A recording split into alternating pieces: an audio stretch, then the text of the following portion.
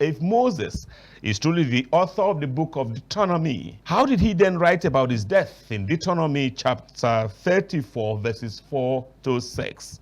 In verse 7, Global Baba, of chapter 34 of Deuteronomy, the statement seems like reported speech, and Moses was 100 and... My next question, Global Baba, is how did the eyewitness disciples of Jesus record his words in his prayers to the Father in the garden of Gethsemane, given that it was written that they were sleeping in Matthew 26, 40 to 45? First of all, it's important to know that it was actually Moses who wrote Genesis, Exodus, Leviticus, Numbers, Deuteronomy.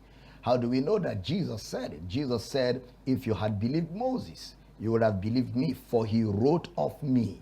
In Luke 24, 27, and beginning at Moses, which is actually beginning at Genesis, Exodus, Leviticus, Numbers, Deuteronomy. Jesus himself called it Moses, which means they were the writings of Moses. So there's no controversy about that. But to be able to fix the little puzzle that you have about how Moses was able to write about his life, it's not only Moses who wrote. Samuel also wrote about the end of his life. Joshua also wrote about the end of his life in the book of Joshua. So, but you must remember that in writing books, just like I'm an author, every author has what we call secondary writers. You have secondary writers, people who write along with you.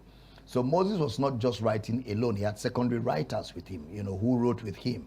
And when he passed, those who were writing with him completed the book. Same thing with Joshua and same thing with Samuel. So that's how it sounded reported when you read that account.